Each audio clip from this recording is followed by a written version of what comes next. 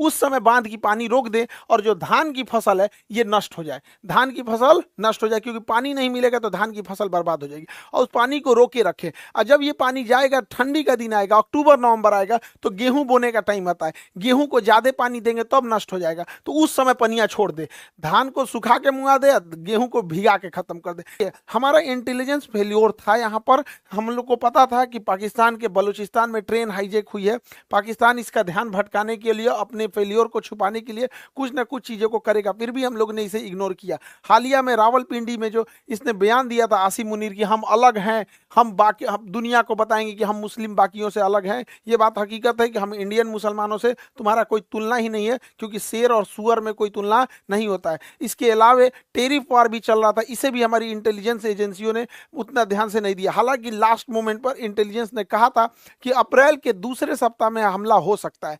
अप्रैल के जब दूसरे सप्ताह में हमला की इतनी सटीक जानकारी थी, फिर भी जब यहाँ पे पर्यटक थे, यहाँ पर इस बसरान घाटी में, यहाँ पर एक भी हॉस्पिटल नहीं था, ना ही एक कोई पुलिस का जवान था, ना ही कोई मिलिट्री थी यहाँ पर। इसके अलावा जब यहाँ पे दुर्घटना हुई, जब आतंकवादियों ने गोली मारा, तो उस समय लगभग आधे घंटे बाद नीचे से आर्मी आ रही है या फिर पुलिस आ रही है। आधा घंटा में तो कोई पर्यटक को तो गोली वगैरह चलाने आता नहीं है, और ये पूरी घाटी खाली थी, कहीं छुपने का भी जगह नहीं था, वहां आराम से गोली मार दिया गया। कुछ लोगों की तो मृत्यु केवल ब्लड लॉस की वजह से हो गई, क्योंकि एम्बुलेंस भी 1.5 घंटा बाद आई थी। तो वहां जब इतने बड़े पर्यटकों का स्थल था, इतने हजारों की संख्या में पर्यटक थे, तो सरकार क्या कर रही थी?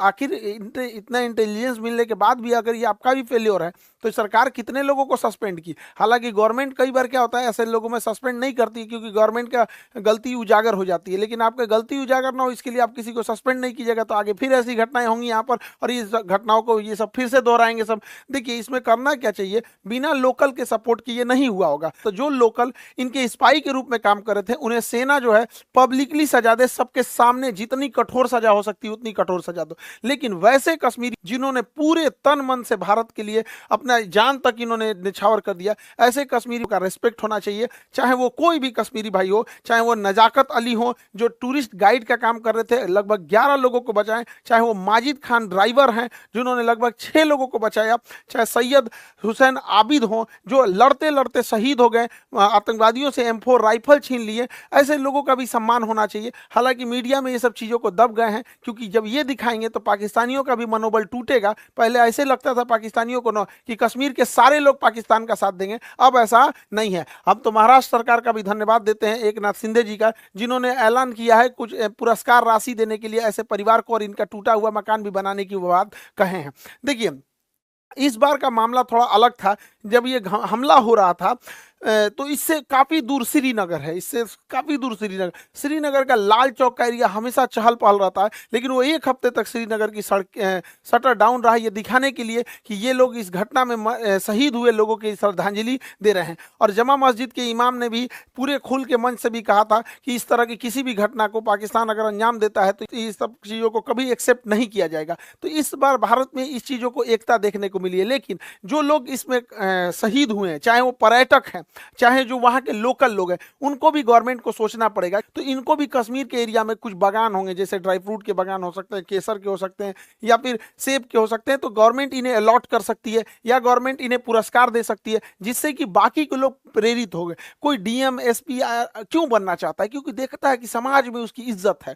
तो ऐसे लोग जो इस तरह से, जो पहाड़ पे चला नहीं जाता है, अपने पीठ पे लेकर बच्चे को लेकर भागे हैं लोग, ऐसे लोग को जब हम समाज में पुरस्कृत देंगे तो बाकी लोगों को भी प्रेरणा मिलेगी, लोग पत्थर चलाना छोड़ के ऐसे कामों में आएंगे। सरकार को इसमें भी ध्यान देना चाहिए। और जो ये बहन को सोचिए क्या बीत रहा होगा, ऐसे शहीद हो गए जो यहाँ पर, इन लोगों को कश्मीर में ये घूमने आए थे पर्यटक बनकर, लेकिन यहाँ पर इन लोगों को एक एरिया सरकार को अलॉट कर देना चाहिए कि ये उन्हीं लोग के लिए एरिया अलॉट रहेगा। जो लोग यहाँ पे शहीद हुए उनके परिवार के लिए ये एरिया अलॉट कर दिया जाएगा। और हर साल 22 अप्रैल को हर साल बड़ी संख्या में पर्यटक फिर उसी जगह पर जाएं और उसी घाटी पे जहाँ जहां पे आतंकवादियों ने गोली चलाया था वहां हम लोग दोबारा खड़े होकर लाखों की संख्या में तिरंगा झंडा लेकर भारत माता की गान गाए और अपना राष्ट्रगान गाए और ये दिखा सके आतंकवादियों को कि तुम्हारे गोलियों से हम डरने वाले नहीं है, हमारे हौसले अभी भी बुलंद है, तुम्हारे कायराना हरकत से हम नहीं है, औकात है तो हमारी इंडियन आर्मी से लड़ लो यहां पर।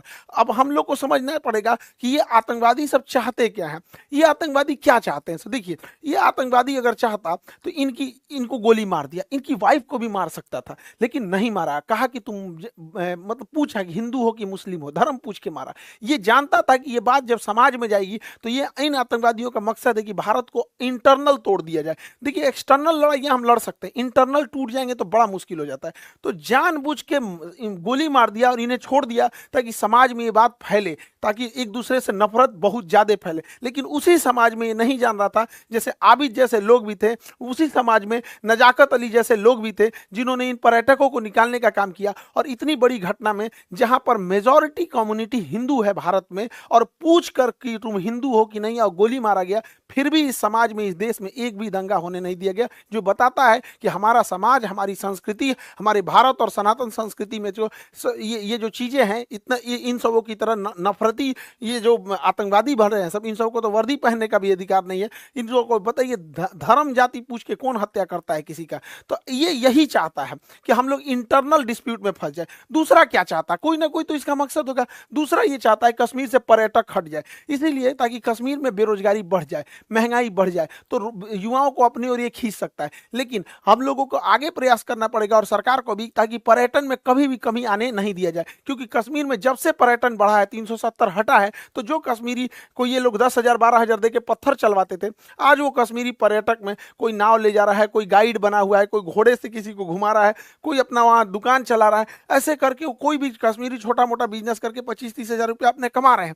धीरे धीरे जब वो सेटल्ड हो जाएंगे तो अपना घर बनाएंगे, अपने बच्चों को पढ़ाएंगे, अपने लिए कुछ गाड़ी घोड़ा खरीदेंगे, फिर उनकी लाइफ होगी तो वो कश्मीरियों को समझ में आएगा कि पाकिस्तानी उनका ब्रेन वॉश करते हैं। फिर उनको लगने लगेगा कि नहीं, हमको ये सब आतंकवादी पत्थर नहीं चलाना है, हमारा हंसता खेलता परिवार है। तो भारतीय सेना, भारत सरकार और 370 हटने के बाद बड़ी मेहनत से हम लोग ही गए। आज कश्मीरियों में पत्थर चलाने वाला इन चोटों को मिल नहीं रहे हैं सब, क्योंकि वो पर्यटन में एक दूसरे से घुले मुले हुए हैं सब। तो ये हम लोगों की भी जिम्मेदारी बनती है कि कहीं ऐसा ना हो कि इमोशन में आके, गुस्से में आके हम लोग इन आतंकवादियों के ट्रैप में फंस जाए। इस ट्रैप में हम लोग को नहीं फंसना है। अब जैसे सिंधु जल समझौता 1960 में था, इसके तहत क्या था, यानी सिंधु, झेलम, चिनाब, इन नदियों का पानी का अधिकार मिल गया था पाकिस्तान को, और सतलज, ब्यास, रावी, इसके पानी का अधिकार मिला था इंडिया को। वो भी हम लोग इसका पूरा यूज नहीं कर सकते, लेकिन भारत ने इनमें बहुत सारे डैम बना दिए। सलाल डैम, बेलगिहार, दुलहस्ती, किशन गंगा परियोजना, कई सारे डैम बना दिया। अब इसमें इतनी भयानक घटना हुई थी, इसलिए भारत सरकार ने इन डैम के पानियों को रोका। हालांकि हमारे पास अभी फिलहाल पूरा इंफ्रास्ट्रक्चर नहीं है कि पानियों को ज्यादा देर तक होल्ड कर सके, लेकिन अभी क्या है कि 2 महीने बाद धान बोने की टाइम आएगा, और जब हम धान बोते हैं तो धान में ज्यादा पानी चाहिए, उस समय बांध की पानी रोक दे और जो धान की फसल है ये नष्ट हो जाए, धान की फसल नष्ट हो जाए, क्योंकि पानी नहीं मिलेगा तो धान की फसल बर्बाद हो जाएगी। और उस पानी को रोके रखे, और जब ये पानी जाएगा, ठंडी का दिन आएगा, अक्टूबर नवंबर आएगा, तो गेहूं बोने का टाइम आता है, गेहूं को ज्यादा पानी देंगे तब नष्ट हो जाएगा, तो उस समय पनिया छोड़ दे, धान को सुखा के मुआ दे, गेहूं को भिगा के खत्म कर दे। इन भिकमंगों को जब आटा खरीदेगा 600 रुपए किलो, तब समझ में आएगा कैसे तड़पा तड़पा के। देखिए, हमारे मासूम जनता, मासूम लोगों को गोली मारे हैं सब। जो पर्यटक थे, इन्होंने कोई गलती नहीं किया तो उन्हें मारे थे सब यहाँ पर।